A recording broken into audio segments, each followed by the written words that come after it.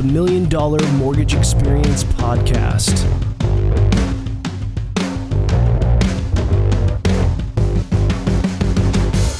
All right, welcome to this episode. Today we are with David Cook. He is a multi-platinum producer, mix engineer, songwriter based in California and Colorado.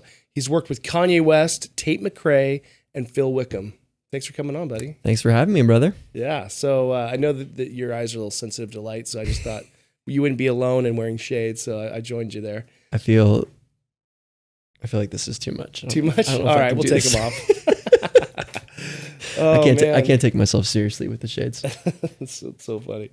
So I brought you on today because you have some great stories about people you've worked with, but also, you've had great success, and I'd like to share with my listeners, stories of success and how we can be more successful, and kind of use other ideas that maybe are unconventional. So love that. Yeah. Tell me. Actually, I don't know if I've ever listened to an entire podcast of yours. I've seen snippets on socials and stuff, but I haven't. You said this is podcast 121. Yeah, 121.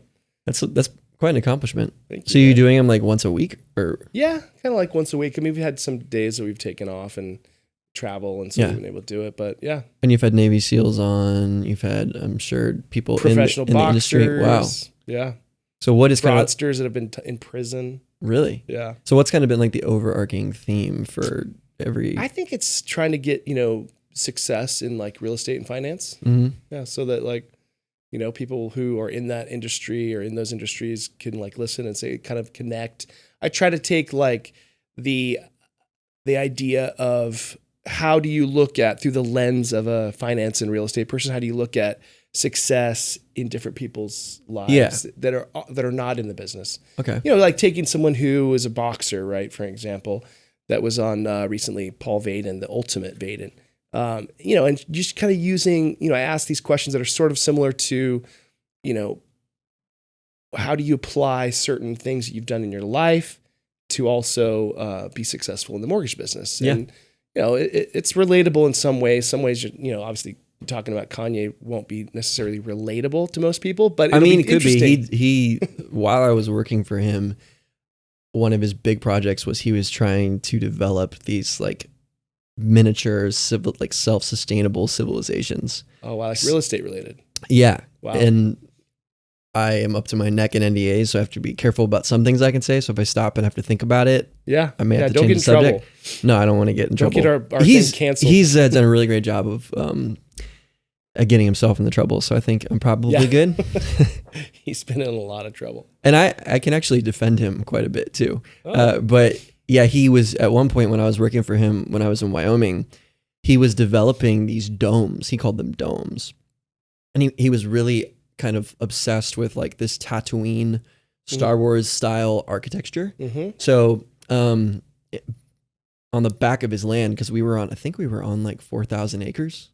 So he was just digging out this massive hole in the earth, and they were pouring concrete, to build this giant kind of almost half underground dome. Wow. And he's definitely a visionary. He's got crazy, big ideas. And well, I think that's what's interesting about him is people know him as the rapper and as the fashionista. Yee. But Ye. We call him Ye. But he's just completely creative. I learned a lot about creativity from him because there's it's completely unadulterated creativity. Say what you want about the guy. He a self-proclaimed genius, but he kind of is. For no other reason that he's not afraid to do anything. Yeah. And I don't know, because I don't know his background, but I would assume he didn't just get handed everything he has. Have you watched the documentary on Netflix? No, I need to watch it. I would recommend, if you're a Kanye fan or you're just interested in him as a person, it's actually a really, really entertaining documentary. But it starts with him kind of being a normal person. Mm-hmm. And then obviously things, I think, have gotten to his head maybe a little bit over the years. Yeah.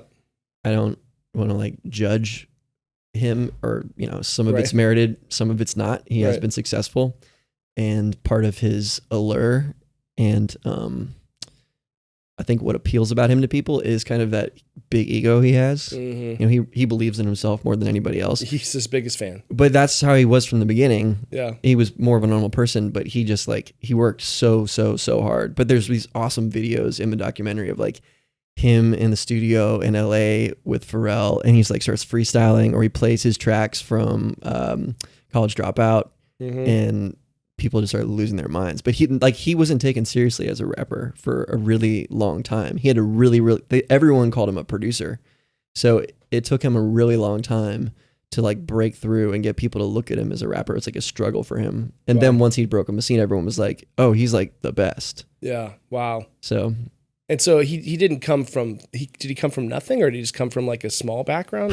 Well, it was Chicago. Yeah. He kind of came from nothing. It was like him and his mom, and he grew up in the Chicago scene. Yeah. And then he started, you know, learning from local rappers when he was younger. And then he started getting into making tracks, you know, on like MPCs and sampling records and all that stuff. And like a big part of his sound was that he was sampling like old records. Like if you listen to those first, like everyone loves Kanye because of College Dropout and Graduation and all that stuff. And then he started, you know, breaking into some new stuff and leading the charge with, I forget the name of the album with the heart on it, but that was like, you know, if he didn't make those albums, and like Drake would have never happened. Right. Who ended up changing rap music and hip hop completely. Yeah. So I don't care what anyone says. The fact that he did, you know, from nothing or almost nothing to what he is today, even if he's, you know, like you said, love him or hate him, like the amount of success that this guy's created and wealth that he's created in the industry, you know, whether it's, you know, the stuff that he's invested in, or, you know, created shoe lines or whatever, you know, all that stuff. It's very impressive. You know, so people love to hate or judge, but at the end of the day, you got to give mad respect for someone that could create something like that. Well, yeah. And I think what you can take away from him as anybody, whether you're creative or you're in real estate, you're building a business, like that guy was not afraid to fail. Yeah. And he just fully believed in himself. Like you're kind of like that. You're not an asshole, but you, not to me, but but you are very confident in yourself and your abilities. And when you get an idea, you'll just kind of send it and go for it. And like based on my observations, right? Yeah, being on the outside, I'm like, yeah, it seems to be working for Jon. Yeah. I'm more calculated. Like I will run everything through the paces. Like my biggest struggle is that I don't like to fail, and I feel like I don't have time to fail. But yeah, I'm turning 39 in a week, and I'm like, maybe I should fail just like a little bit more. Yeah, I mean, I think that's did not have a fear of failure is a very important thing to success, because I don't like failing, but I'm not afraid of it. Yeah. So I think if you're not afraid of failing, you have a much better chance of moving from failure to failure without losing enthusiasm, which is what they say the definition of success is. Moving from failure to failure without losing enthusiasm is pretty much how people succeed. Yeah, you finally land on something that sticks. I mean, I've failed a lot. I think my fear of failure comes from my upbringing. Like, we grew up pretty poor. And so when I started experiencing success and like making money, I like held it really tight. Like, oh, I don't want to lose this. And then when I would fail, it would feel like this massive hit. Like, oh, I don't want to go back to like ground zero. I think is it dude named Alex Hermosi? I'm probably pronouncing his name wrong. He's like one of those internet personalities that inspires, be like a Gary Vaynerchuk type of thing. He probably would be hated to be called compared that. to Gary V. Yeah, but he said like he created this big company called like Acquisition, and he sold it for like $100 million, I think. Nice. I'm probably screwing all this up, but anyway, he made a lot of money. He sold his company. He worked like insane hours, like wasn't afraid to fail, and he had all these different business models that he was trying at the time. But he said the way that he got over it and the way that he just sent it and was able to overcome that fear of failure was he just did the math, and he was like, okay, well, worst case scenario, I run completely out of money. I have several awesome friends that I could call up and go crash on their couch. Right. And I could split my time driving for Uber. And he had a fitness company, a super jack guy. So he's like, I could drive an Uber and I could be a male exotic dancer at the strip clubs in Vegas. And I could still make $200,000 a year and get back on my feet. I'm sure they make money. Yeah. I've never. But he was like, that as my baseline for failure is still like $200,000 a year. So he's like, screw it. I'm just going to do it all. Send it. Yeah. So if you know what your baseline is when you fail. Yeah. Kind of can, I think, give you that courage a little bit. Yeah. So you and I have a similar upbringing. Yes. In the sense that we're both sons of preachers. Yes. And just like you, my parents didn't have money. They were, and so I never tasted money when I was a kid. It's funny what that does to you psychologically when you start experiencing the finer things in life. And you're like on a private jet or you're staying in like one of the nicest hotels in the world. What makes you never want to be poor again? No, you're like. So I've gone through the cycles where, I've lost everything. Yeah. But then it's like someone said once, they're like, Jon refuses to be poor. Like I just refuse to be poor. I'm like, even if I'm You're really good at refusing to be poor. If I'm broke, like I've had a couple times in my life when I've been flat out broke. Right. Where I had to use like gift cards to go to dinner and stuff. Like just, and still ignored that I was broke because I was going to like Morton's with a gift card from a credit card that I used. It's like an episode of Entourage. You ever watch Entourage? Yeah, and Johnny Drama's like talking to Vince, and Vince is like, he's like trying to find an apartment, but he's like broke because he like turned down too many movies and he can't get a new film. And like Ari Gold and his business manager are freaking out. And Johnny Drama's like, bro, I know you're broke, but like you can't live in that place. It's bad for your self-esteem. Yeah. I always think about that. I always think about that. I'm like, that makes sense. Yeah. Like, just spend a little more and it's not bad for your self-esteem. Plus you push yourself a little bit more, right? Oh, yeah. Like, we used to make, so when our top producers would have a massive month, we would pressure them so much to buy an expensive car. Yeah. And put it and finance it because we're like, that's going to give them that overhead pressure where they need to keep making more money. It is funny, like you can be super responsible and put away a lot of money, and that's great. It's awesome. You should always save your money. You shouldn't be spending everything. You shouldn't spend money you don't have. But there is something to be said about, it's like, especially when all ships rise with the tide, like when all of your homies start winning and everybody's winning together and everyone's getting nicer cars and nicer houses and nicer furniture and clothes and going on nicer trips, naturally you'll all kind of go there together. But it is funny how like it makes competition. Like healthy competition. Oh yeah, but you think, I know with just like the internet market and all these new online business models, and there's just like so many there's probably more like 20-year-old like multimillionaires now than there's ever been in history. I meet kids all the time. I'm like, you do what? You're 23 and you own I'm like, you're 23 and you own a luxury car rental company and make $1 million a year, like, and you're just like chilling. Like, that's.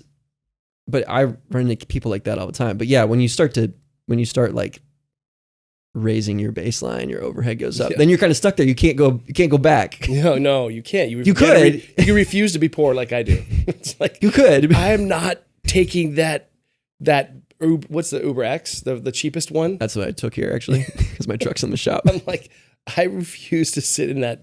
Yeah, I sound like a snob right now, but John Maddox is not a snob, people. No, he's a really nice guy. But like it's true where if you've tasted the finer things of life, it sucks going backwards. I don't like it. I'm a bougie bitch. Okay, same. Okay, so back to, we kind of have similar upbringing. How can you go from being the son of a preacher, broke, to working with Kanye on private jets and stuff? Like, I don't know. Tell us a little bit of your story. Like, what got you there? So I grew up in the church, so I got started making music in church. Early. Young. And you can probably relate to this. Like, totally.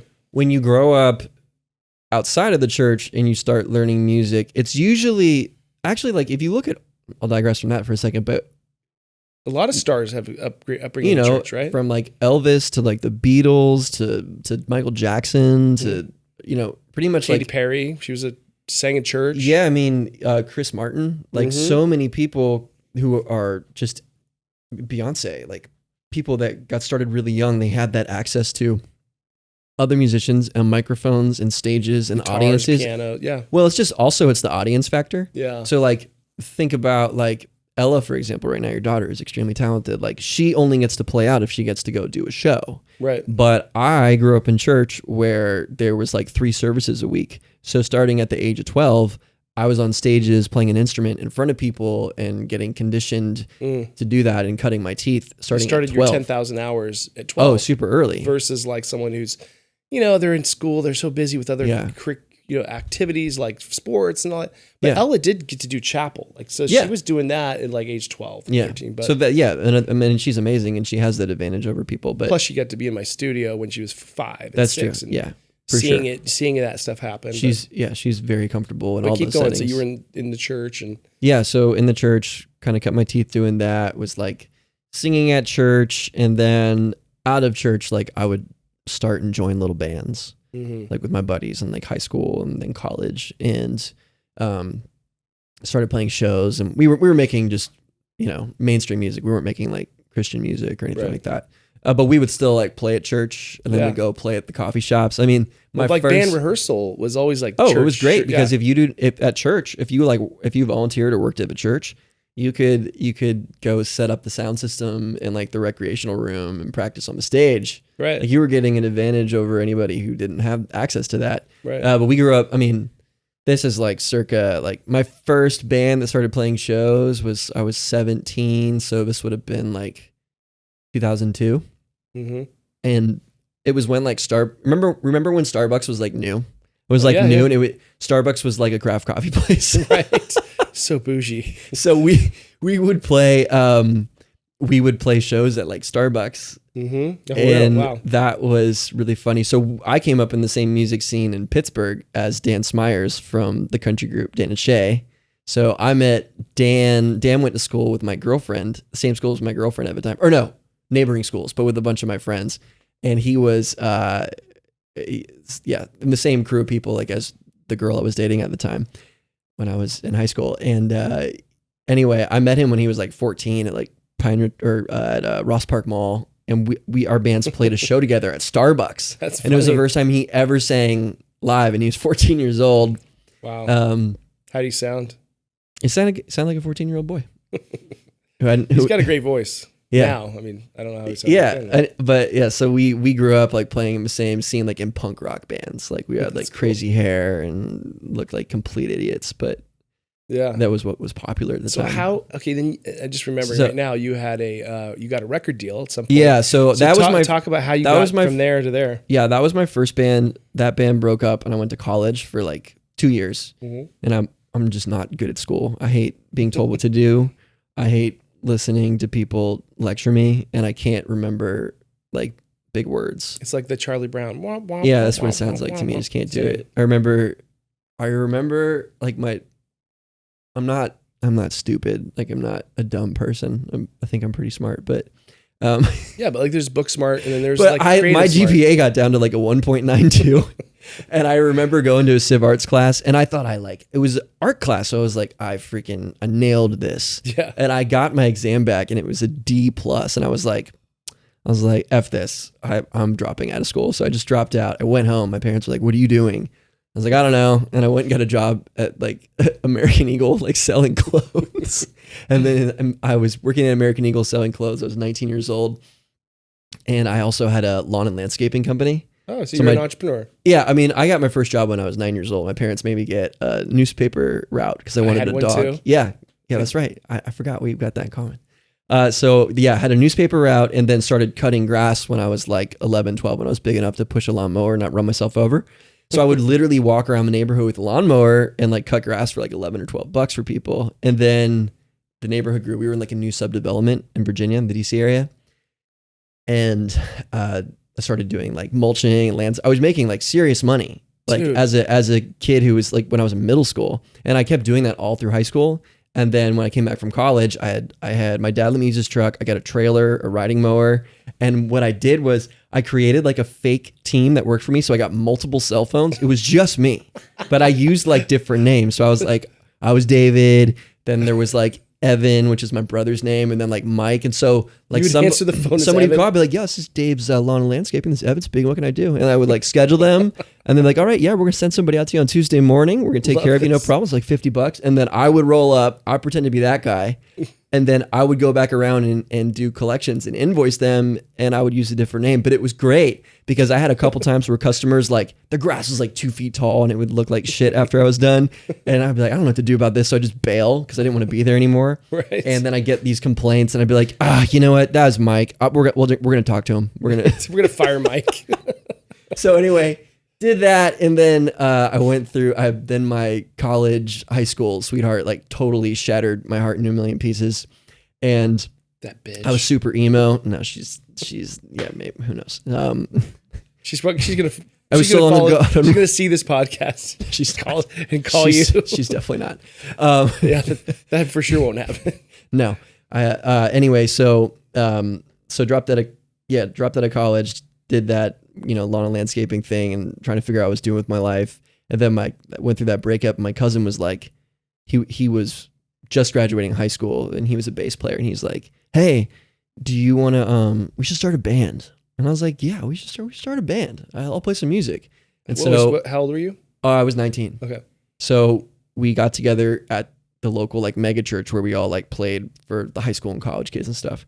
And there were two other guys and we just started jamming. We wrote some songs and it turned out like, I guess we were pretty good and people liked us. So we started playing shows and people really started packing out the shows and we were like winning battles of the band and stuff. And it was right when MySpace was starting to kick off, right? I remember that. And MySpace, like before MySpace, like I feel like we all forget that like TikTok and Instagram are like so new. Like TikTok's been around for like 5 years and Instagram is like 10 years old, 15 years old. And then, Facebook was only for college students until like 2011 or something. Right. So it was only MySpace. And that's it. Tom. Yeah, Tom. I met Tom. You did? I did. I played a song for him in his office. I didn't even know if he was real. He's a real guy. He's a real guy. I wonder what he's up to. He's probably just... Wasn't his picture like kind of him looking back or something? He's probably in a yacht somewhere with a bunch of crazy people hanging out with like Jeffrey broke. Epstein. I hope he's not like... No, he sold that for like $510 million or something. Didn't Justin Timberlake buy that? I don't know. But anyway... I think he owns it now, but back on my train of thought. So I'm too ADD. You got to stay with me, bro. Yeah, me too. You got to stay with me. You're going to lose me. We're going to bounce so many places. Okay, so coming back. So yeah, we started utilizing MySpace and playing local shows. And that we recorded an album with a local producer who is a friend of ours from the church named Paul Barber, also known as Relly. And he's gone on to do big things now. Like now he owns a massive playback company that does all kinds of, it's more than playback. It's just like production all around for live artists. And he works for like Taylor Swift and One Republic. And like he designs rigs for like Swift? Lady Gaga. Yeah. So he produced our first, he produced actually all of our records, but he produced our first record and he was really great and he was a total perfectionist and made us sound like awesome. Yeah. So we probably made one of the most professional sounding local band records that had been heard in our area. And our songs spoke to people and then we started playing shows and I'll never forget we played this local, we were playing like gymnasiums and rec centers and wherever we could play. We were just playing anywhere for $100. That's so cool. And then there was a venue called Jam and Java in Vienna, Virginia, which a lot of artists play at. It's smaller, but it's a really well-known venue. And we went and played there one night and I remember the place was packed. There were 400 people there. Wow. And we didn't have my band. We were called My Favorite Highway. We weren't able to like gauge that. We didn't know what that was, like where it was coming from, who these people were, how they heard about us.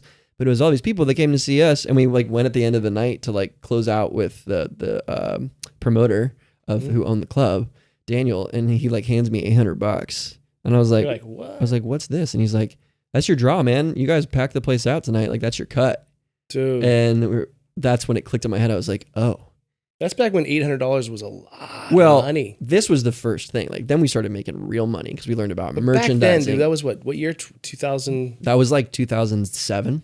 2008. Okay. It's still a lot more money. Well, today. for a 19, 20-year-old kid. Yeah, that's good.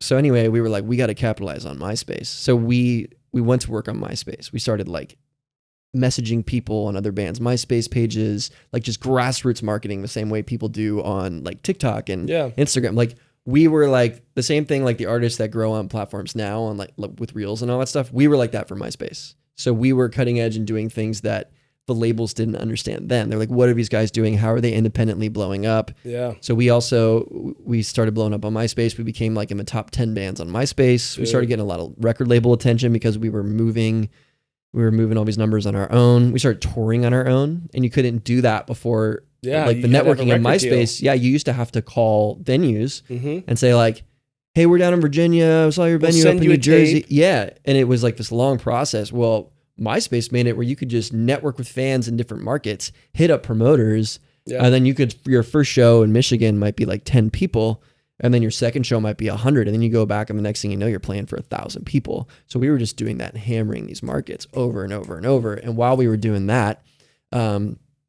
we started just through that growth online, because as an independent artist, that was kind of unheard of at the time. We were just connecting with people in different parts of the industry all over the country and the world. And we were able to meet with like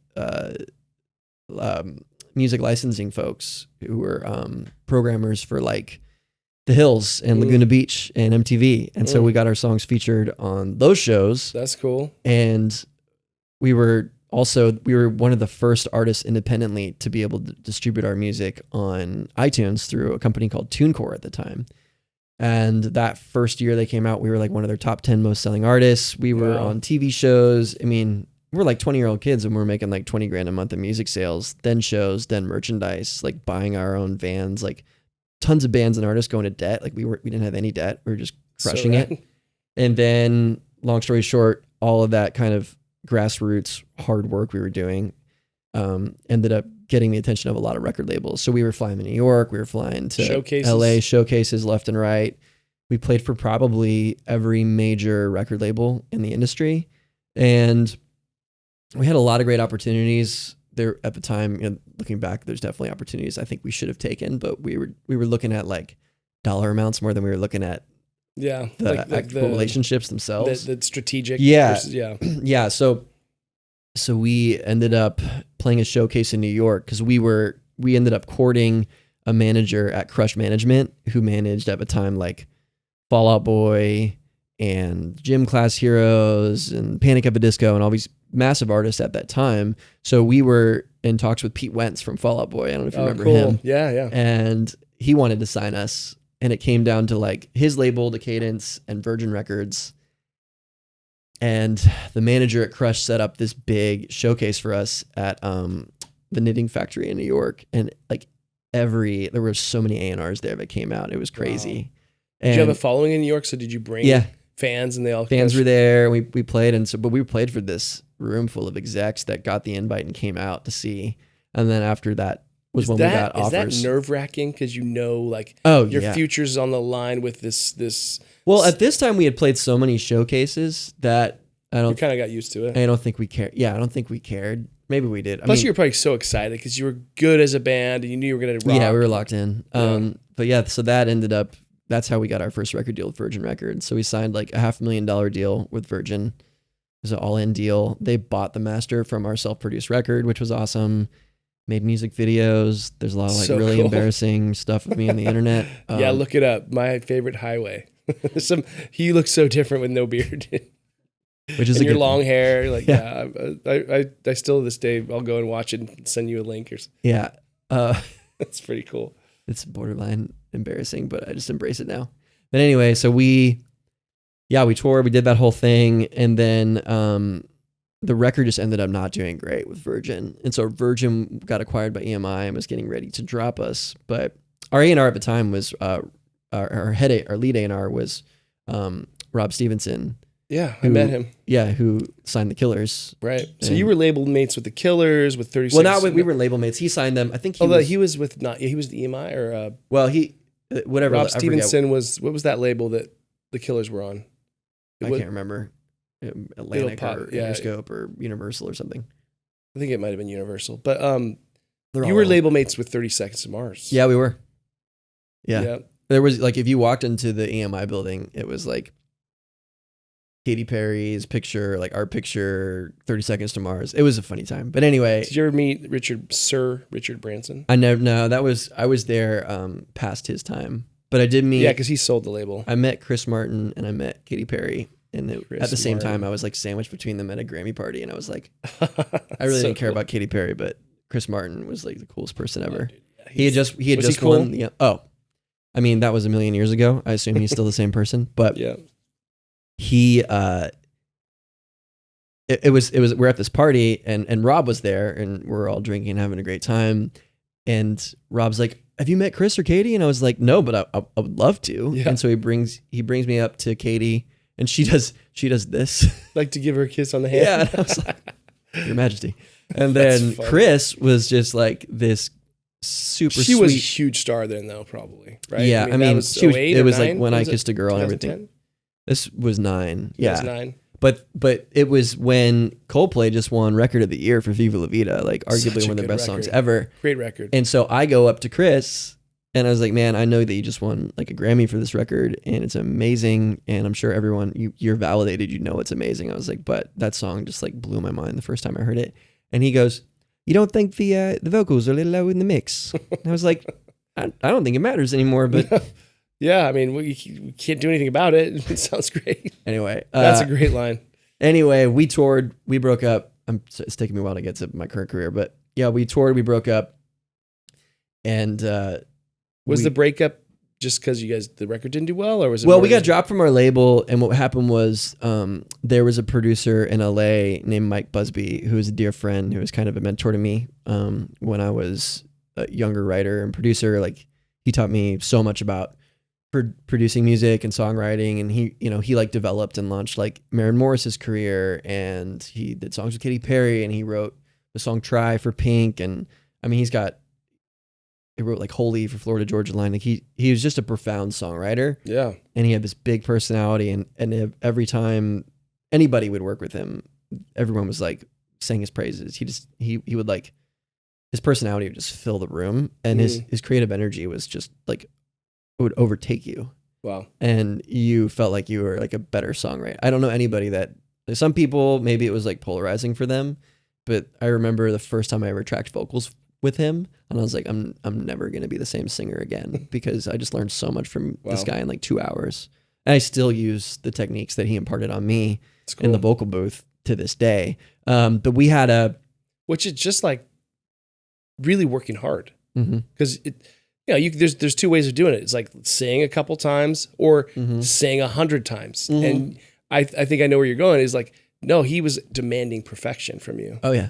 And he was like, no, do it again. He had a reputation for like making people cry in the booth or like pissing them off, and I loved it. I was like, push me, man. Yeah, I mean that's what it takes to have greatness. I think there's a difference between average, good, and great, right? Yeah. It's like, I think the difference between average and good is not that far, but from good to great is like a bigger gap. Oh yeah, because a lot of people can be good. I know a lot of good people, and I think it's funny how many good people become really successful because they just are happy with being good and the quantity of good that they can produce. Yeah. Sometimes. But think of John Mayer. Like I his first hit, The Bodies of Wonderland, right? Great song as far as a hit. Like as far as just like catchy. Yeah. But I didn't really respect him until I went and saw him play live.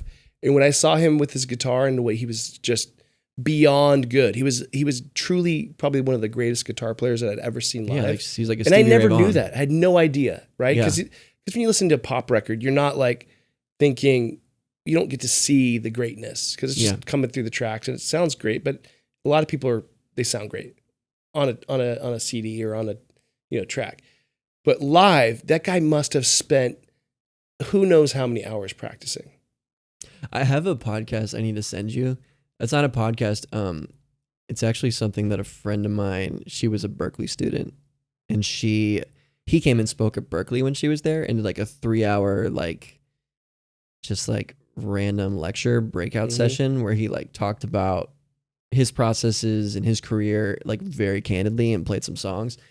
And she recorded the whole thing on her iPhone as a memo, and so I'll have to send it to you. It's on my Dropbox, but it's pretty amazing. Just like I know some people think John Mayer is kind of a dick, but his creative approach to things and the way he sees the world and thinks about his methods and the way he does things, I think is pretty profound. But I mean, think about that. No one sees all the hard work that goes into making a John Mayer. Well, he talks about how like when he comes up with guitar parts, a lot of times he's just like laying on the couch and he's just playing a riff like over and over. Like he'll just be playing that riff. Like so many of his songs is just like him messing around on the guitar, and then it becomes the song.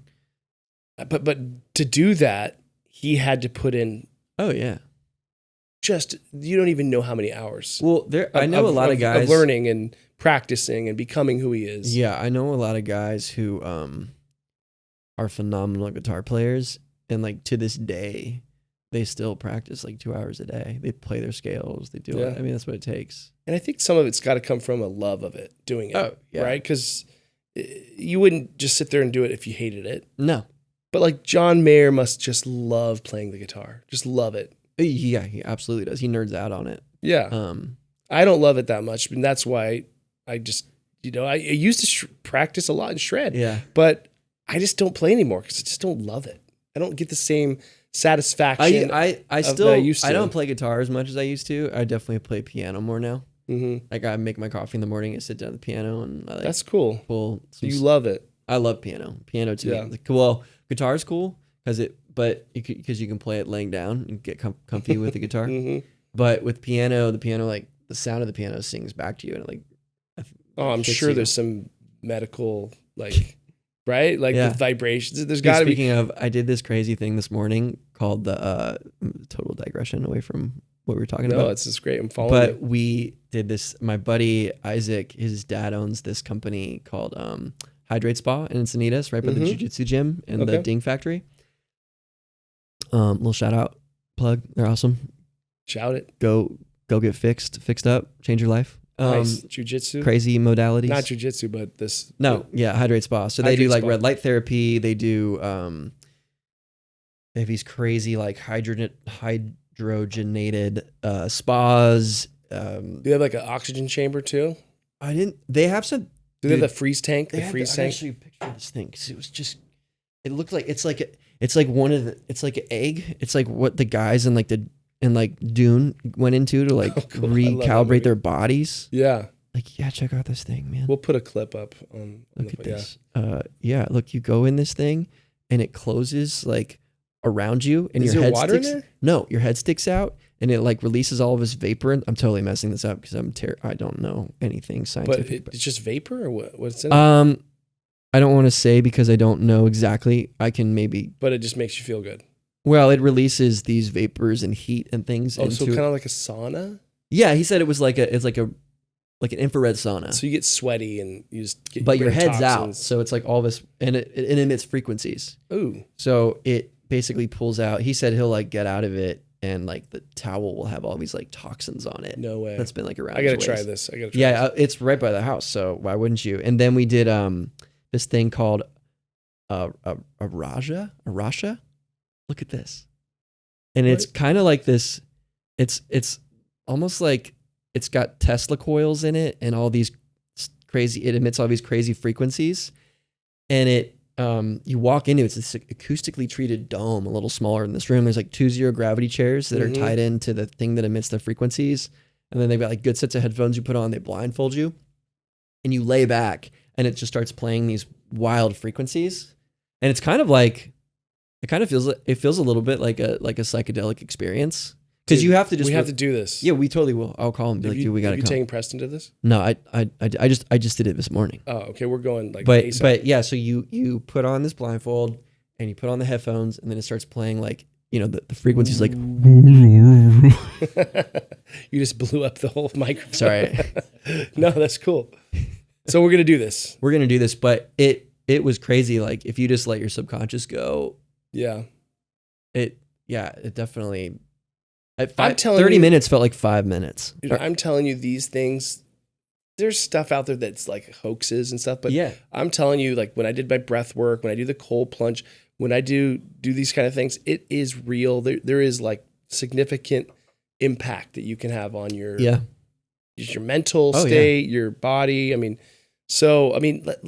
want to go back to one thing that I notice, in people like you, and I was the same way, is that the fact that you didn't have money growing up. Yeah. There was ways that something that drove you to go out and work hard. Right.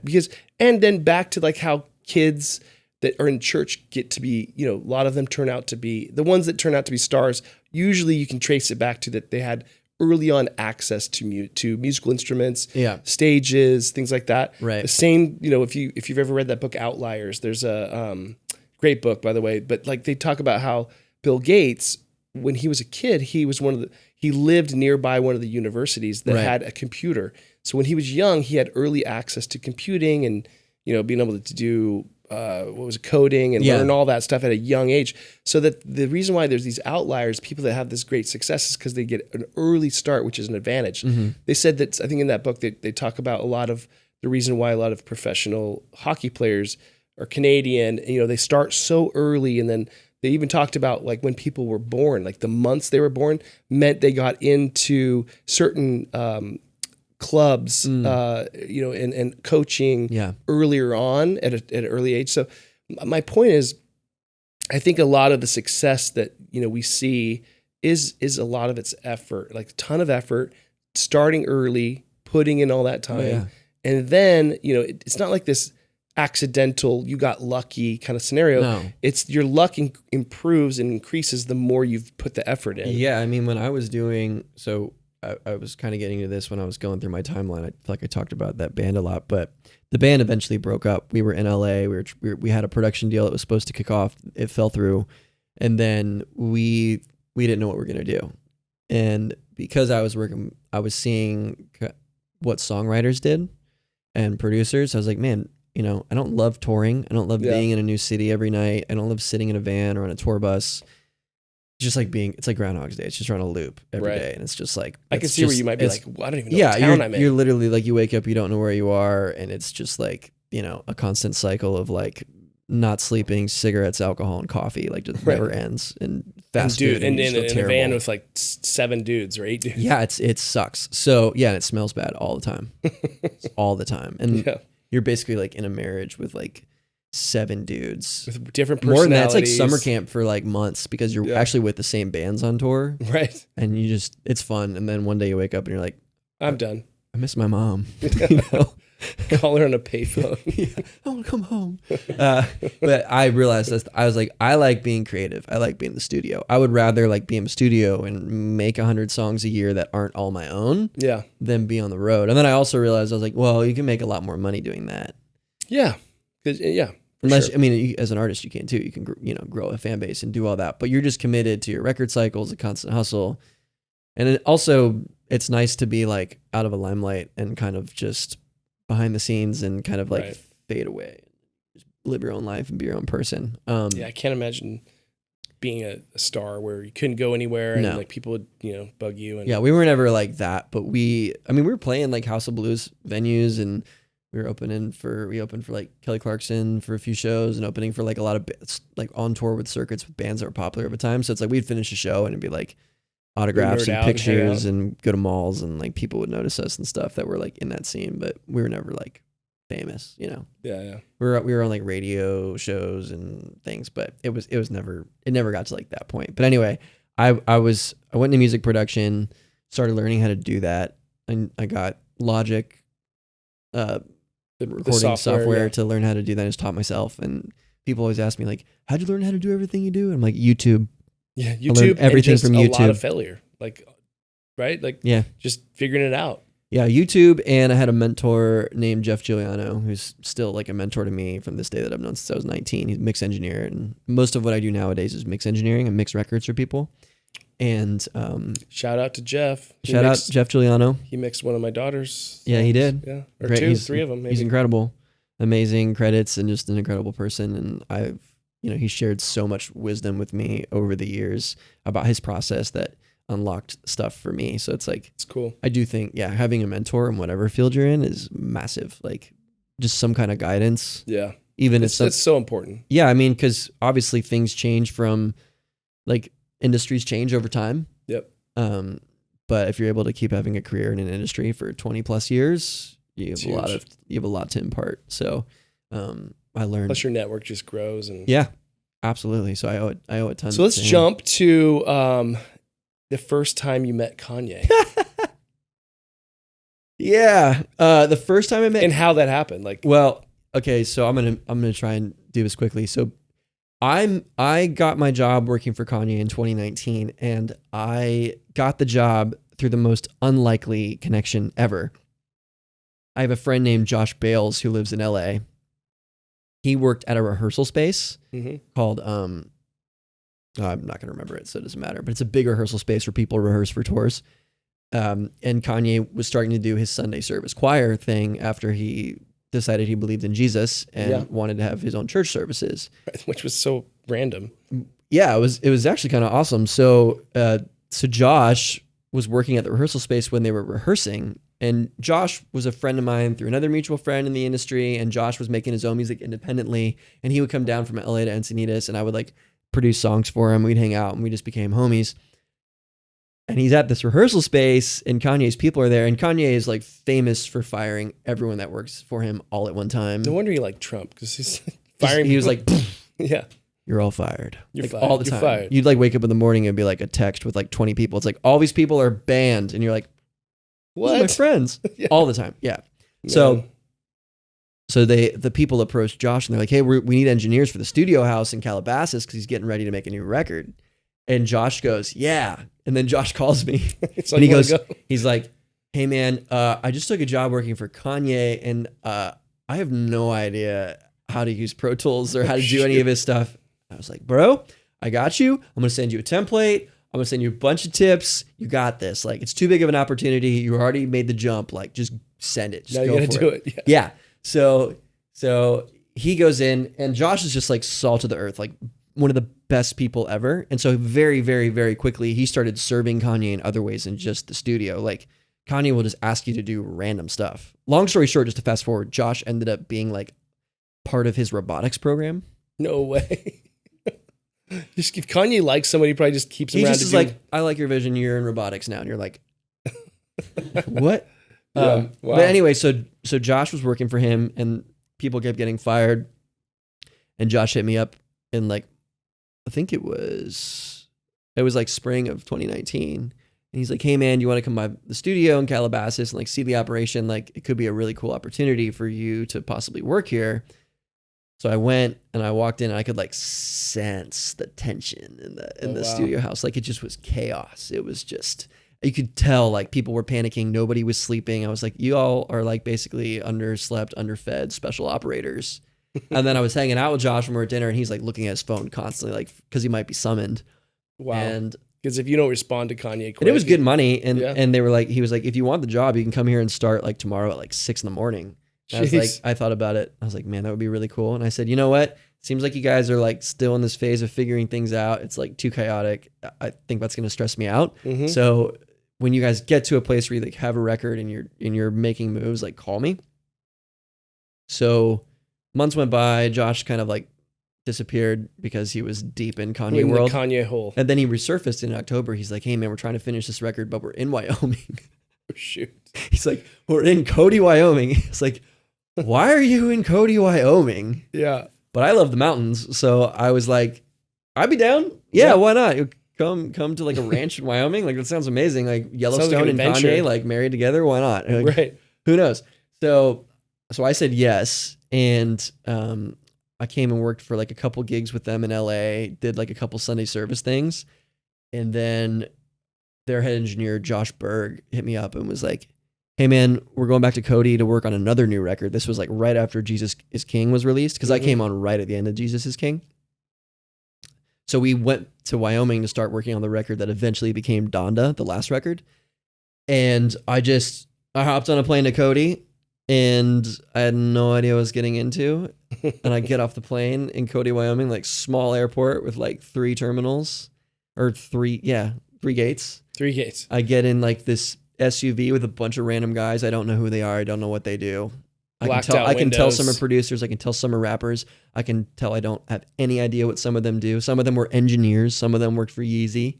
And we pull in through this, we're like 20 minutes from the airport. We pull into this ranch. And it's like you're going under like, you know, the gable of like a ranch or whatever you call that. And then we pull up to this big cabin, chalet, whatever you want to call it. Like a massive walk house. In, and it was not like when you think Kanye, you're like, this guy's successful. He has a lot of money. This is going to be state of the art stuff. Everything's going to be clean. You're going to be like super expensive desks and equipment. Yeah. And we walk upstairs to the lodge, and it's like card tables, Picnic like table. folding tables, Oh, geez. like KRK Rocket speakers that are like $800 each, like basic interfaces. Like there's like a Sony C800. Like it was just so thrown like, together. Like there was not intentional. Yeah, I mean, there was some nice equipment, but it just wasn't. It was like hodgepodge, in my opinion. Like, I don't want to. I hope that doesn't offend anybody, but it was just. No, but if you're a billionaire, like you would think it'd be like this beautiful studio. With, like, and it was not like a super nice lodge, and so I was like, oh man, okay, so. It was like, just got in and went like straight to work, and so he flew in, and they were doing this thing where he basically, the way he makes a record is he has all of his producers come in and they do a listening session, and they'll play like 100 to 200 tracks for him. And then he just has a mic and everything's recording, and he just starts freestyling and mumbling. Mm-hmm.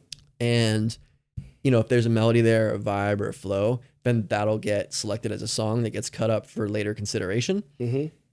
And so I had to bring they were up in his house doing that at his home studio on the ranch. And so our head engineer hit me up and was like, yo, we need a hard drive. So I had to go up and bring the hard drive, and I come up and bring the hard drive, and I walk in the house, and he's on the couch, and he just comes up to me, like gives me a handshake, and is like, hey man, we're really glad you're here. Thanks for being here.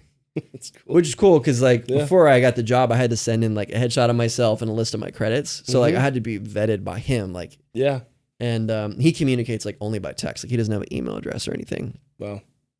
And yeah, so that was when I first met him. And then a couple nights later, he's like famous for his rants.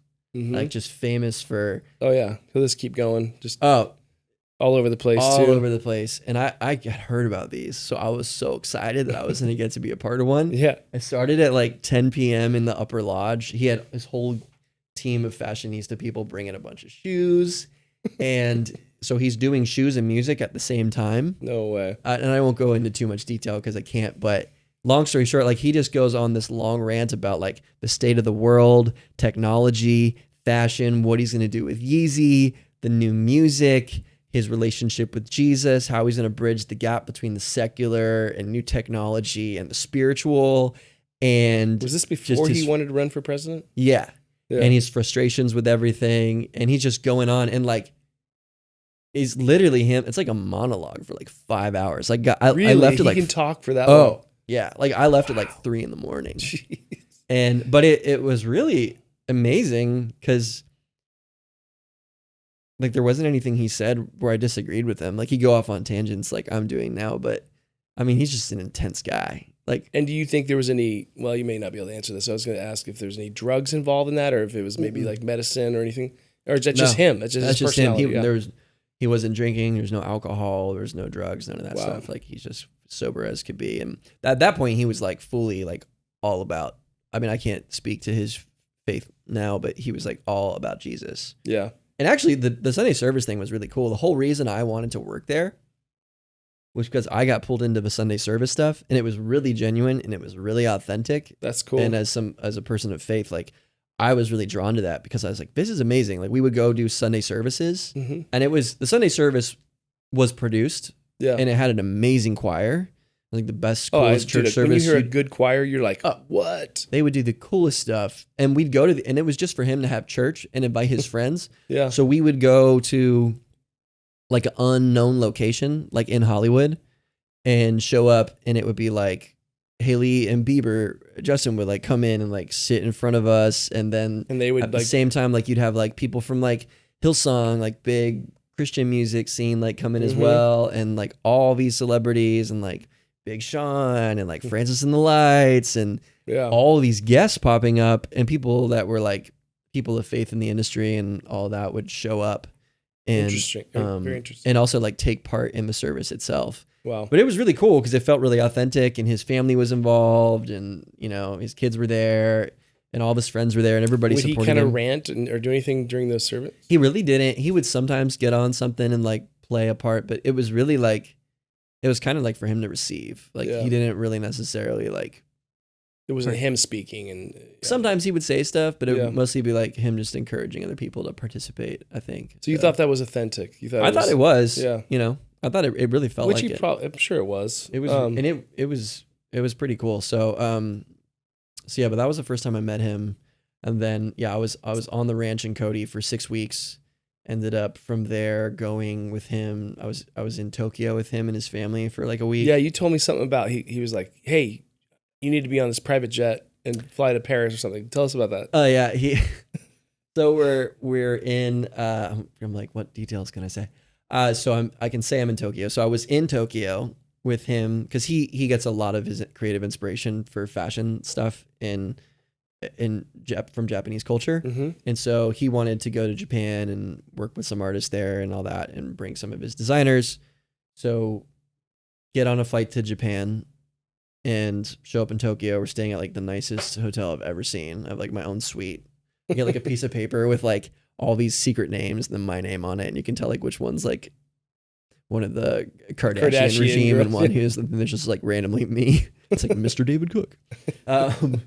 And I'm like, what is happening? What is my life? This is crazy. Yeah. And I was just there in case he wanted to record. So I brought portable studio equipment and set it up in my suite. He came in for a little bit to like check music and like check one of his music videos. But I worked like 1 hour and I was just in Tokyo for a week with them. And then they told me a specific time that I needed to be in the lobby to go with them to the plane. Because it was like a massive, like the plane, it was this massive private jet that the inside looked like a living room. Wow. Like multiple bedrooms. Jeez. And I get a text from him and he's like, I'd like to record on the plane. I was like, I got you. So I get on, I'm like, okay. And I go down the lobby and they're not there. And I'm texting him and I'm like, hey bro, like you guys aren't here. Yeah. And he's like, can you get to the airport? And I was like, well, I don't speak Japanese, but I'm going to try. So they left you in the lobby. So I had to like get in a cab with a taxi driver. With all your equipment. Keep in mind, like in Japan, everything's in, Japanese writing and I don't speak. It's so I can't read yeah. any of that. It's all the opposite direction. So we're driving to the airport and I just tell the guy airport, I'm like, private? Like, I don't know where I don't know how to say you're getting on a private. PJ. Yeah. So I was able to get a hold, and I don't know what time it is, like in America, but I was able to get a hold of our assistant and he was able to direct me to where the plane was. Oh man. And I get to the plane and I texted him and I was like, thanks for not leaving me in Japan, bro. But I get to the plane and Kim comes out and she looks right at me and she's like, I'm really sorry, but we can't take your bags on the flight. Oh, no. She's like, he went shopping and there's just too much stuff. We don't have the way for it. And I was like, I don't care. I'm just so happy that I'm here. Like, just ship my stuff. Like, I just want to get on the plane. Just ship my stuff home.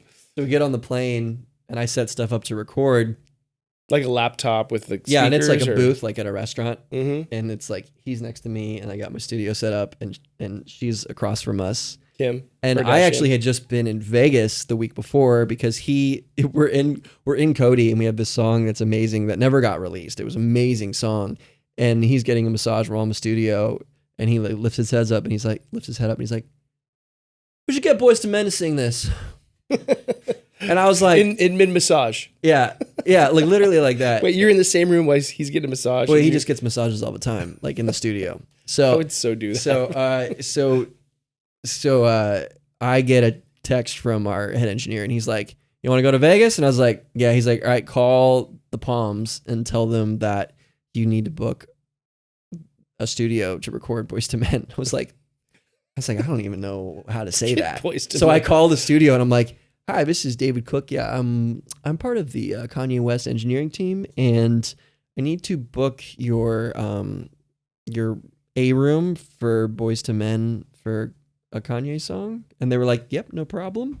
How much of this do you want? I'm like, I don't know, bottomless, everything. I don't know. So champagne. I don't know. Tequila. So I fly to Vegas. That I'm sleep deprived. That I'm making this point where I'm like, what the hell is going on? Like, what is happening to me? But it was like a big. It's like you're riding a massive wave of just. Well, we used to always call ourselves like the Navy SEALs of music because mad respect for what those guys do. Not even close. But right. You're sleep deprived. You're jumping into unfamiliar situations the whole time. Yeah. You're constantly over your head. People are constantly yelling at you. It's stress. I had no gray hair anywhere before until this. Yeah. And then it was like in like a month. But anyway, yeah, get to Vegas. And I just had to keep telling myself because imposter syndrome is real. And I think when your career elevates really fast, Yeah. you have to look in the mirror and take a deep breath and puff your shoulders up and be like, I deserve to be here. Yeah. I got this. My merit and my work and all my skills got me here. Yep. So I have the ability to carry this through completion. Yeah. And I had to keep doing that because I was like, I'm about to be here with like Boys to Men who sing like the song with Mariah Carey one day, and it like makes me cry every time. I don't know what's gonna happen. Yeah. But so I got in the studio. Those guys came in and they were the coolest dudes ever. They invited me to like their show later. Hung out with them 2 days. Like the nicest, most humble guys. Like we're reaching out later to follow up. Just real ones. Like really good people. And they were so talented. It was like I was losing my mind in the studio. I'm like, freaking Wanye is just letting it rip. Just still great. Oh, unbelievable. Yeah. Unbelievable. And but they trusted me. They gave me like creative input and let me direct them. You were engineering this.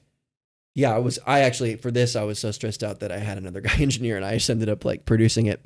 That's so cool. And then, so I came right from that back to go to Tokyo. So when I got on the plane, Kim hadn't heard that yet. And so Kanye's like, yo, show her the new song. And I was like, okay. And he puts it on her and he's like, guess who it is? Guess who it is? And she's like, Boys to Men. And he's like, Dude, that's so cool. You're hanging with Kim Kardashian and Ye. And their kids? Like, were their kids on the plane? Oh, yeah. Their kids were like running around. Just running around. Yeah, I don't want to say too much about their kids, but yeah, their kids were running around. The kids were awesome. And was like Kendall Jenner in there or any other? No, I met Kendall once at the ranch. She was really, really rad and down to earth. Did she pick you up or something? Or wait, no, you drove her to or something like that. No, I would pick them. So we had a fleet of Ford F-150 Raptors in Cody. They were all the same. So he went and bought like 6 or 7 F-150 Raptors. Cars, yeah. He matte blacked all of them, deep tinted all of them, and we all got our own trucks, which was sick. Because you're like, so cool. I'm driving this dope truck around. But the whole idea was like, because people knew he was in Cody and it's a small town, right? Right. So, so anybody could be driving around and people be taking pictures of the truck because they think it was him, but they didn't know which one he was going to get out of. Right. And I don't know if that was intentional, but that definitely worked. I'm sure it is. And then when we would roll up to the airport, it'd be like, we drive to the private airport when he would come in with his people and you'd have like 7 blacked out rappers, like, like Secret Service picking up everybody. So we would, because he didn't have drivers, he just had engineers, we would end up like, you'd be the driver. People. So you picked up Kendall? Yeah. Was that before? Is she the one, or is it Kylie that has the tequila business? I don't know. I think it's Kendall. I don't know. I don't know much about them. After this, I didn't learn anything new. Yeah. I kind of stay out of that world. Anyway, dude, that's crazy. That was a wild ride then. It was wild, yeah. And then you eventually said, no more. Can't do this anymore. Well, it got, when and I won't say too much about this either. I'll say what is public knowledge. But when he got to the point where things were getting crazy, like when he was running for president? Running for president, and there were some, breakdowns happening publicly and Twitter rants and stuff, and he was getting canceled and all that. The situation got tense, and it no longer felt like a healthy place to be. And I mean, it got really disorganized and really hectic. Yeah. So you would think like it wouldn't be that way, but it was. It just got really messy and really sloppy to the point where like I was having like panic attacks. Like I couldn't function as a person anymore. Yeah, it's not worth it. And the stress was so real. Like when my phone would go off, I would like get the shakes. I'd be like I always felt like someone was trying to kill me. Well, it could have been any time of day, right? Night, middle of the morning, oh yeah. He would just text whenever. Well, you just never know. Somebody would be like, you got to go to Cabo. You got to go. You got to go to this country. You got to do this thing. And it was such an amazing opportunity, and that opportunity has wholeheartedly validated me and leveled up my career. But it did get to a point where it was no longer like a viable place to work. Yeah. Just from a mental health standpoint. And I had to I remember like being on the phone with my friend and like, I was like crying because the pressure was so like bad. I was like, I don't know what to do. I was like, I'm so torn because I want the success. Like I want the Grammy nominations. I want the platinum records, but I don't want to feel like I'm going to die every day. Yeah. And he was like, bro, that's not it. Like you're better than that. Like just choose yourself, walk away from it. And I eventually had to. I got asked to come I got asked to go to the Superdome or whatever in Atlanta, the Mercedes Dome, and finish the record. And I thought about it for like 24 hours. Remember, I had another buddy who had gone back, and we were all talking about going back, and I couldn't believe we were talking about that. And then I remember like praying, and I was like, God, I really don't know what I should do, because I felt like I should do this because it's a once in a lifetime opportunity. Yeah. So I was like, if I'm not supposed to go, I need like a black and white response. And I woke up the next day to a friend of mine who had gone back that week, and all his text said was, "Don't come back." So it's like, that's pretty black and white. Yeah. I'm gonna take that. That's my sign. So I didn't go back. Dude, wow, what a wild ride though that you got to do that. That's a pretty cool thing. But at the end, you have to like decide what's best for your health and your in your life, and what really matters in life. But the fact that you work so hard and you do all that stuff and you get to experience that. I'm sure you have just so many stories, right? I know there's a couple others that I know that you've told me, but and then you've been able to go work for other stars. But would you say that working with Kanye was equally less or more difficult than the mortgage business? Oh, that's a great question. I mean, working because you did processing. So Preston, Preston Caffrey, who's one of my been best on the friends podcast. in the whole world. He was on the last one. He's got his little loan processing company and does well. And so it was a while ago. So it was like 2014. I just moved to San Diego, and so like music was kind of slow. I like hit a lull, and I was like, I gotta keep afloat until things pick back up. And he's like, dude, come work for me. So I worked with him. I learned the business. I stuck around. I was there for like maybe 6 months, and then I peeled off to Nashville to do some stuff. Then came back. I mean, the same thing kind of happened again. I came back from Nashville. It was like beginning of 2017, and started working with him. And started like processing loans more like seriously and completely. Yeah. And I mean, it was stressful. Yeah. I mean, there's a lot of moving parts. You can lose a whole deal in like 3 seconds. Right. You do one thing wrong. Yeah. Freaking process your certs and dealing with HOAs and Credco and everything. Right. Yeah. Absolutely. I mean, yeah, different. It's different, obviously, but it's different because it's non-creative, but it's still problem solving. Like I felt like when I was in that industry, the way that I was able to get things done was to be creative and figure out a way to like get all my conditions done quickly and efficiently, and that because otherwise you can wait around for an insane amount of time for people to get back to you, and it's like you might lose your lock on a rate, and that's bad, and then you're cuts in your commission, and you have to the same thing. You have to be a self-starter. Like everybody I know who crushes it in real estate, especially real estate finance, is a self-starter, and they wake up. They're thinking about it. And they work hard. Yeah, absolutely. What did you like the most about processing? What I liked about processing is that like when the banks closed, like we were closed. Yeah. Like what I do like now, it's like I'm never not working. Like I have to like follow the creative dopamine. Like right. Or and artists don't sleep. They wake up earlier. They go to bed late. Or for sure, like night owls or and whatever. Stuff. Some of them drink too much. Some of them are on drugs. You don't know what people are getting. Right.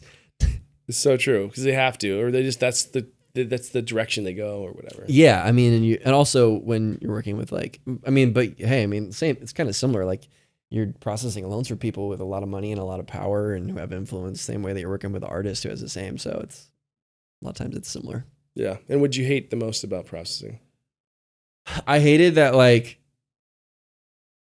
I kind of felt like I was like, there was a part of me that kind of felt like I was killing the creative side of myself. Like I was sacrificing some of that.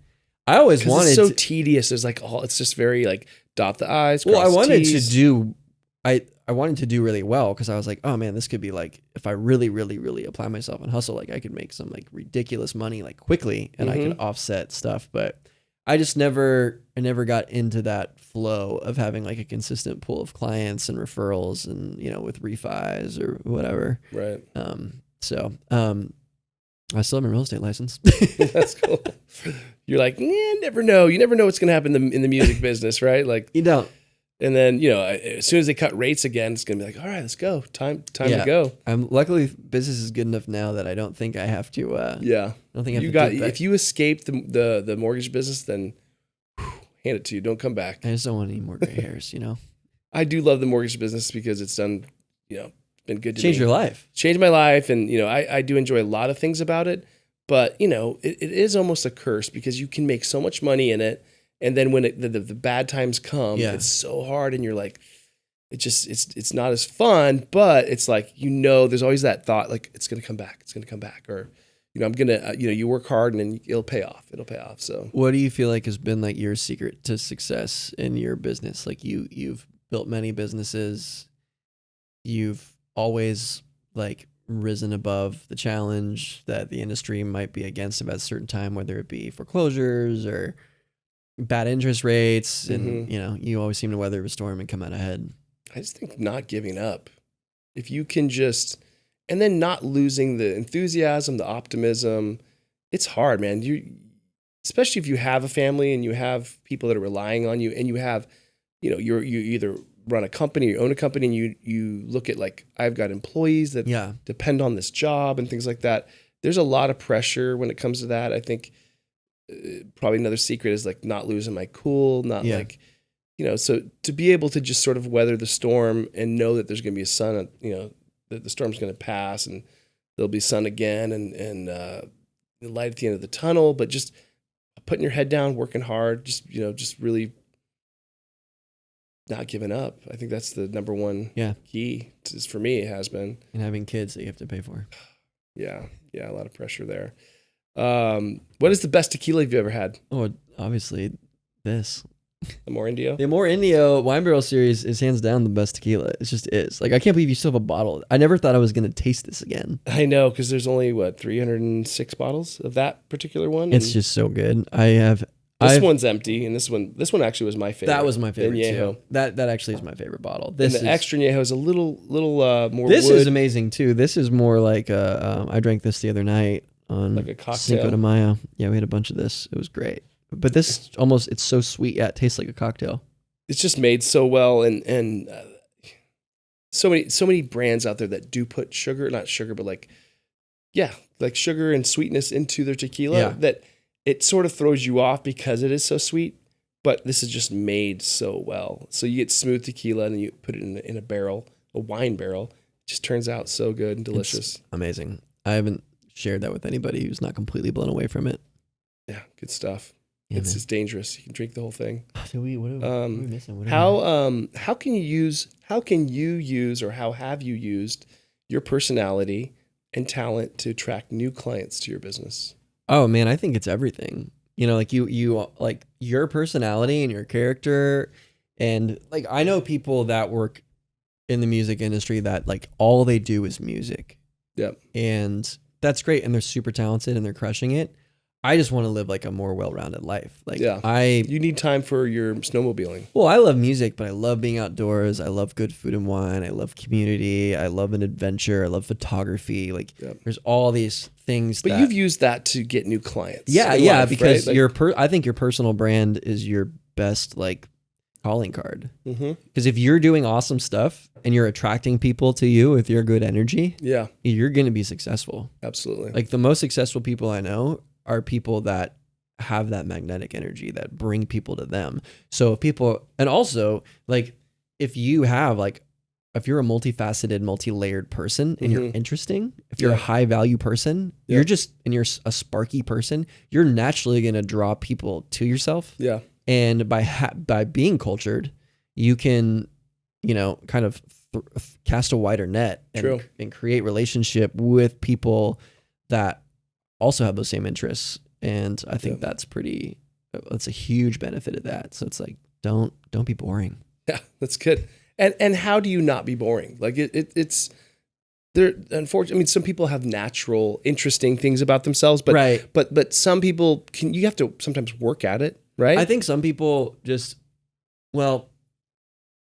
I think we're at a point in life where like social media has kind of ruined some people. Yeah. Like it's taken a lot of people and made them not interesting because rather than spending the evening reading a book or having a conversation or going and doing something interesting, they're expending energy just scrolling, like on a death scroll or posting something for a hit of dopamine, like which can take a lot of time. It kind of makes you lazy in your mind a little bit. Yeah, because maybe you should go out and like meet people and do something fun, but instead you're going to sit in your bedroom and post a photo and then wait for all the likes and the comments to come in. Sure. You'll get the same amount of dopamine hit without any, like, you're not taking a risk, you're not putting yourself out there, and you're not actually doing anything to receive that. So so you're getting this high without putting any skin in the game. Yeah, very lazy. It's a very lazy way to do that. And so what incentive do you have to make yourself cultured and more interesting and like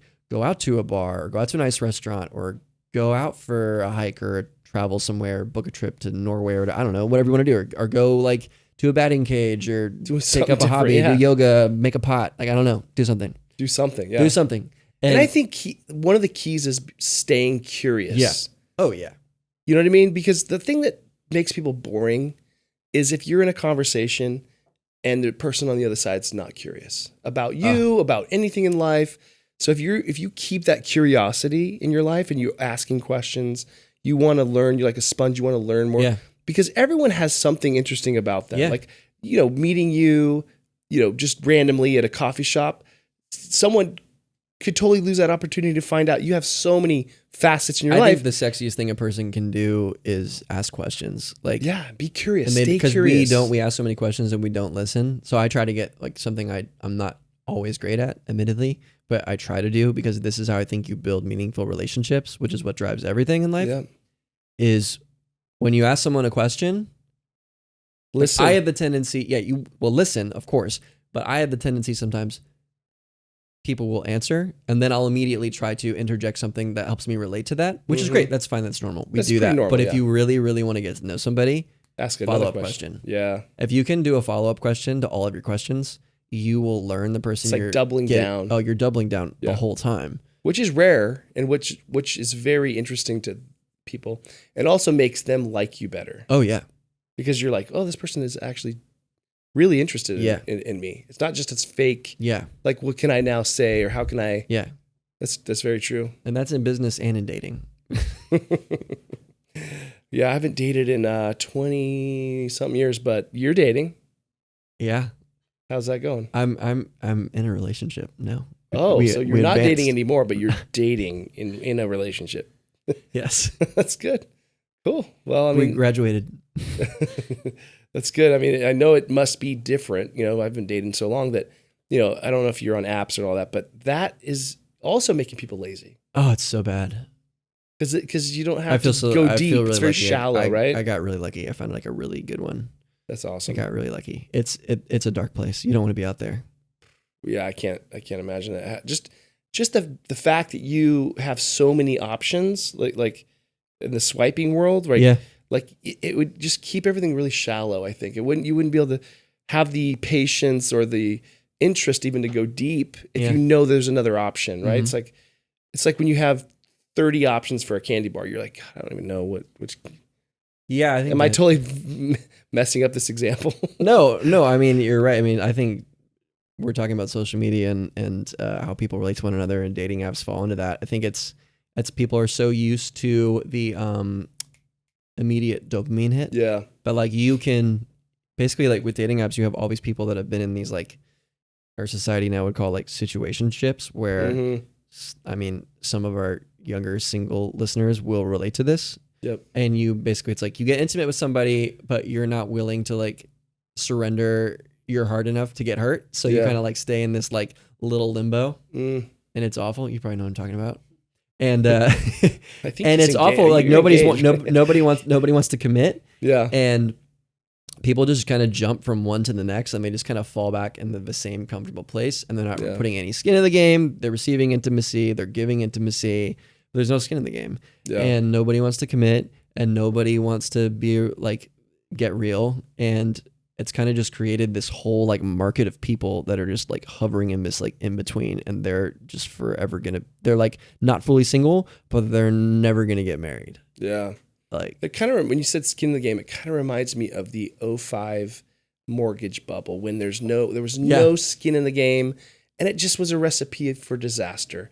You know, when you have no skin in the game in a mortgage or in a real estate deal, you could walk away from that deal so easy. Yeah. And I don't even know, I just thought of that and it ties it in with this relationship thing. But when you have no skin in the game and you have nothing to lose, it's not a good recipe for success. Yeah. You know, because no one cares deep enough. If you want to win, yeah, you got to put all your cards down. You got to put skin in the game. Always. What are your biggest challenges right now? Dave Cook. My biggest challenges are trying to survive the American inflation crisis of Joe Biden. It's a crisis. Yeah, Joe Biden. Yes, we have an election coming up, and I think that like this year is certainly gonna get a little crazier before the election happens. I'm like, okay, so I had this thought, and I said this to my friend the other day, and I was like, okay, we have an election coming up, and like nobody in America is fully confident in like either candidate. Like people are like, we don't even know if Trump's gonna be in jail. That's what I'm saying. Like we don't know if Biden's gonna be alive. That's what I'm saying. We don't know if he's gonna be out of jail, and we don't know if Biden's gonna be able to talk. So it's like, right. Or even be able to repeat the words. And we don't actually know if he is Joe Biden. So we have a lot of questions. Well, he's certainly not the same Joe Biden that we saw like when he was with Barack, back when he was a VP. He was well spoken. He looks different. I think he's a cyborg, dude. He's for sure a robot. It's possible. We don't know. I think it's way more likely that he's not Joe Biden. Oh, that it's like an alien abduction, like skinwalker, maybe. Who knows, man? Who knows? It's a wild world. But back to your point, like we don't know who's going to be president. I mean, we can look at Vegas odds and say, okay, well, you know, Vegas really usually is correct. The house always wins. They're betting on Trump. They're as betting long as he's not in prison. We need something to change, and I like, you know, if people don't like Trump, I'm sorry, but he's at least someone different. And like, I think Kennedy is rad because I love that he's like anti-vaccines and all about like, you know, holistic health and like telling people to like be a real person and like be healthy, which I think, you know, if just America did that, that would be a win.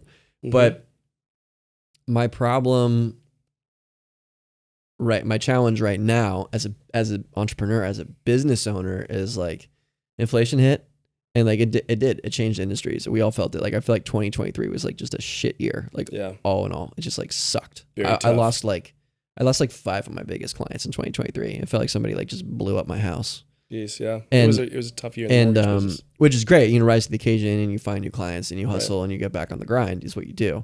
You know, which is also like, and you've experienced this before too, which is like, if you're truly an entrepreneur and you're not relying on a paycheck to come in every other week or every month. Yep. If you don't have that salary, like you need to always have like a plan B. You need to always be addressing your fears. And like, just because you made like 500 grand doesn't mean you're going to make 500 grand like next year. Like it's great to have a big year, but like I know so many people, myself included, where it's like you start winning big. So you start living like you're winning big because you feel like that's the new benchmark. But you know, it's probably smart to be like just a little prepared for like somebody to like breach your front lines and ruin your day because it happens. Yeah. There's a lot of stuff that could be happening between today, which is May, what's today? May 6th? May 7th? And November 8th. Yeah, I don't know. I mean, honestly, things are either going to get really good, which is unlikely. I'm just saying that so some people think I'm positive, but I'm not. I think it's going to be probably not very fun. It's going to be interesting. I mean, if there's some COVID variants I've been seeing. But, you know, like, again, we just have to be optimistic and hope for the best. And, you know, we've been through some crazy stuff. You know, there's been some crazy hard times. And I mean, just drink hydrogenated water, work out, drink tequila, get some grounding in, drink some tequila, do your red light therapy, like go to Hydrate Spa in Encinitas and go in the Raja Dome and like find yourself.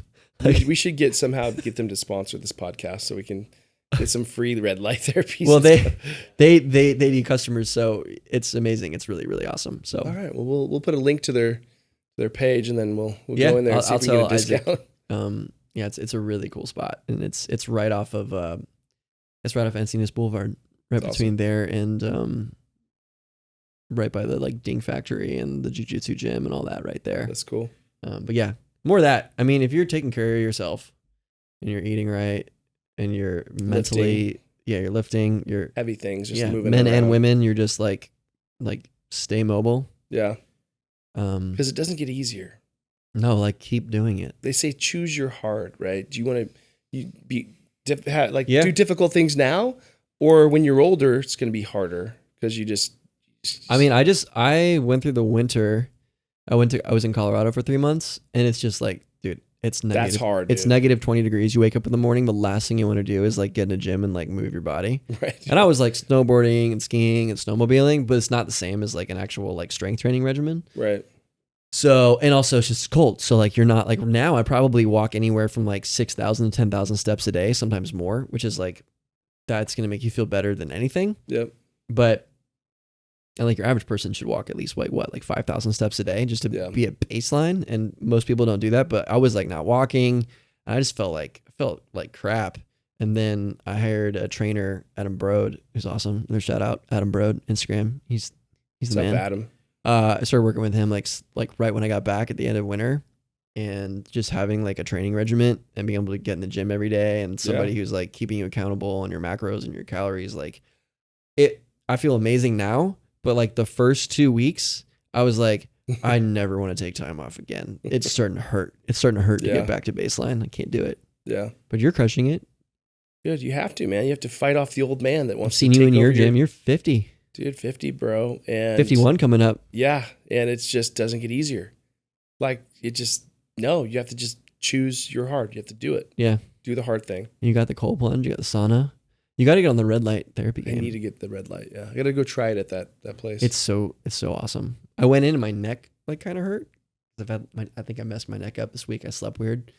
And I went in and like 10 minutes, I felt like it did. Made some type of improvement to how I felt. Awesome.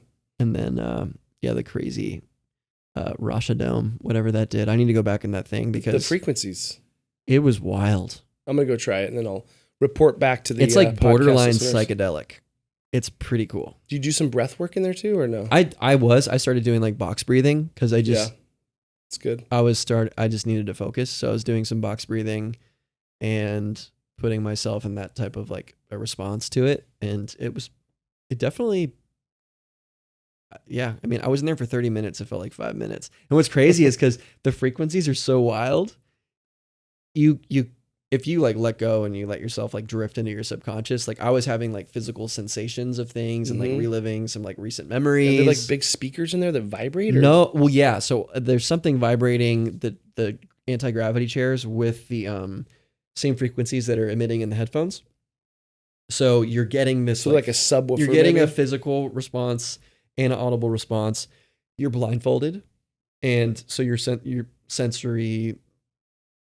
are off a little bit. And then I kind of lost myself in it. And then when you come to at the end, like when it goes through a couple different frequency patterns.